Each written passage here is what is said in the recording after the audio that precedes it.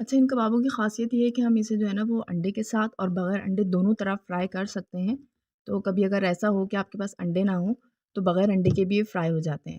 اور جو میں نے آپ کو ریسیپی بتائی ہے یہ ویسے تو بغیر انڈے کے ہے، آپ کی کوٹنگ ضروری نہیں ہے انڈے کی، لیکن کوئی کوئی پسند کرتا ہے انڈے، کوئی نہیں پسند کرتا، سب کی اپنی چوائس ہے، ٹھیک ہے؟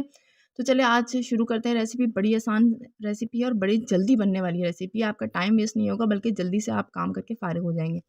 اس کے لیے میں نے کیا کیا، میں نے سب سے پہلے جو ہے نا پونا کپ دال لے لی، اس کو 1 سے 1.5 گھنٹہ کے لیے ہم نے بھیگنے کے لیے رکھ دی۔ جب وہ بھیگ گئی تو ہم نے اس کو جو ہے پانی پھینک کے اچھی طرح واش کر کے اس کو ایک دیگچی میں ڈال دیا۔ اس کے بعد میں نے لیا ہے 250 گرام چکن۔ چکن میں نے لیا ہے بون لیس جو ہوتا ہے وہ لیا ہے، کیونکہ اس کے جو ہے نا ریشے اچھے بنتے ہیں اور کباب میں جو ہے نا اچھے لگتے ہیں، ٹھیک ہے؟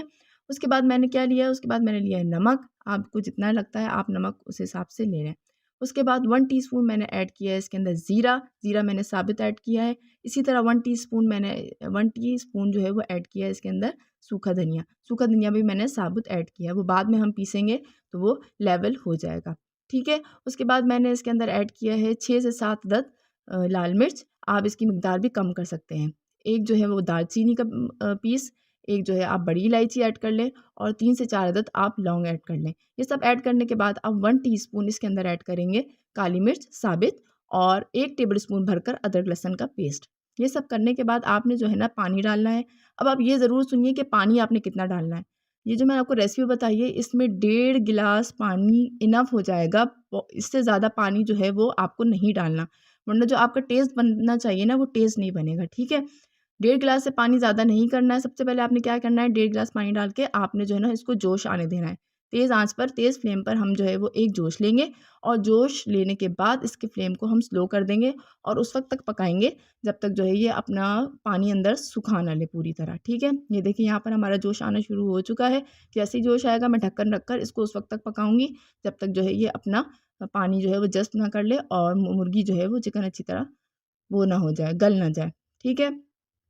جب تک یہ ہو رہا ہے میں ملتی ہوں تھوڑی دیر میں۔ یہاں پر جو ہے نا ہمارا وہ پانی ہو چکا ہے اچھی طرح جذب، اور یہاں پر ہماری لائٹ بھی جا چکی تھی، اس لیے روشنی آپ کو زیادہ صحیح نظر نہیں آئے گی، ٹھیک ہے؟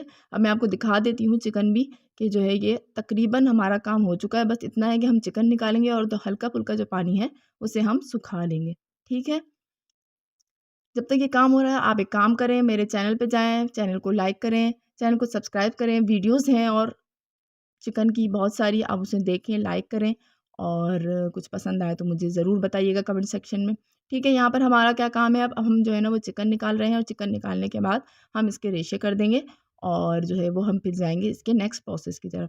اب یہاں پر ہم کیا کریں گے، اس کے اندر ہلکا ہلکا پانی ہے وہ ہم جو ہے نا اس کو سکھا لیں گے اچھی طرح۔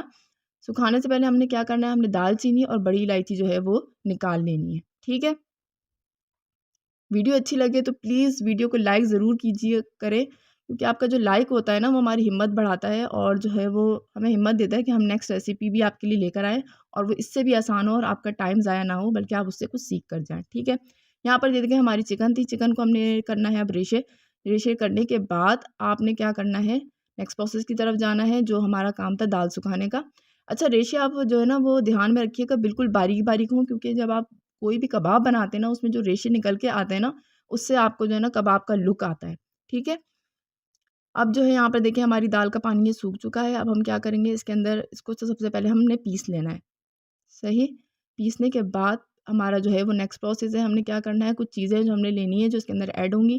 ایک درمیانی سائز کی پیاز ہے، 1 ٹی اسپون آپ کا جو ہے وہ پودینہ ہے، اور 3 ٹیبل اسپون بھر کر دھنیا ہے، اور 1 ٹی اسپون جو ہے آپ کی وہ ہری مرچ ہے، ٹھیک ہے؟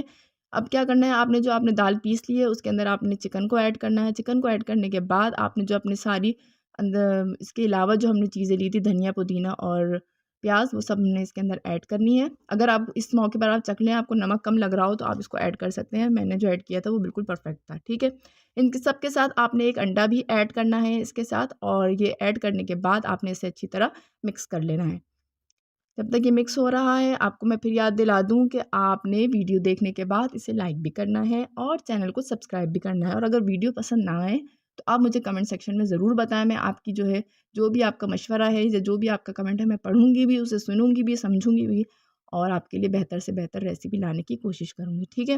یہاں پر ہم نے آمیزہ اچھی طرح مکس کر لیا ہے۔ اب ہم بنانا شروع کریں گے اس کے کباب، اور کباب بنانے کے بعد ہم جائیں گے اس کے نیکسٹ پروسیس کی طرف، اور نیکسٹ پروسیس ہمارا بہت ہی آسان ہے۔ کیا کرنا ہے، ہم نے لینا ہے انڈا۔ اگر آپ چاہتے ہیں کہ انڈے کے ساتھ فرائی کریں، آپ کی مرضی ہے، آپ بغیر انڈے کے بھی اسے فرائی کر سکتے ہیں، لیکن بہت احتیاط کے ساتھ، کیونکہ اگر آپ بغیر انڈے کے فرائی کرتے ہیں تو بہت خدشہ ہوتا ہے کہ یہ کباب جو ہے وہ ٹوٹ جائیں، ٹھیک ہے؟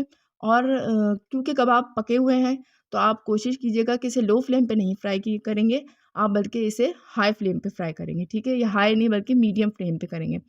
اور دوسری بات یہ کہ جب ہم نے جو اس کو گلنے کے لیے رکھا تھا، تو ہم نے جو ہے نا دم والے فلیم پہ اس کو گلانا تھا، اور اس سے زیادہ فلیم پہ ہم اس کو نہیں گلائیں گے، ٹھیک ہے؟ یہاں پر جو ہے ہمارا وہ پروسیس ہو رہا ہے فرائی ہونے کا۔ کچھ کباب جو ہے میں انڈے کے ساتھ فرائی کر رہی ہوں، انڈے کی کوٹنگ کے ساتھ، اور کچھ جو ہے میں ویسے ہی فرائی کر رہی ہوں۔ میں آپ کو دونوں طرح دکھا رہی ہوں، ٹھیک ہے؟ کیونکہ میں نے آپ کو شروع میں بتایا کہ یہ ان کبابوں کی خاصیت ہے کہ آپ اسے دونوں طرف فرائی کر سکتے ہیں۔ اور چکن شامی جتنے بننے میں ایسا لگتا ہے نا کتنا کام لگے گا، اتنا کام ہے نہیں، جلدی سے آپ یہ اس ریسیپی سے نا بنا سکتے ہیں، ٹھیک ہے؟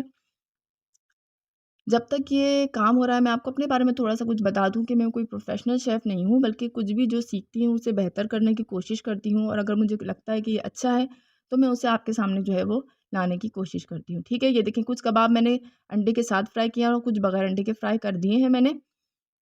یہاں پر ہمارے کباب جو ہے وہ ہو چکے ہیں تقریباً، بس ایک دفعہ اور میں اسے جو ہے وہ پلٹ کر نکال دوں گی۔ یہ دیکھیں یہاں پر ہمارے ہو چکے ہیں کباب۔ آپ اسے ٹرائی کیجئے، میں آپ کو ضرور ریکمینڈ کروں گی، ضرور ٹرائی کیجئے، بہت آسان بننے والی ریسیپی ہے اور بہت ہی مزیدار بنتے ہیں یہ کباب۔ تو ریسیپی ٹرائی کیجئے، مجھے دعاؤں میں یاد رکھیے، اور چینل کو ضرور سبسکرائب کیجئے، اور مجھے اور میری ویڈیو کو ضرور لائک کیجئے۔ اللہ حافظ۔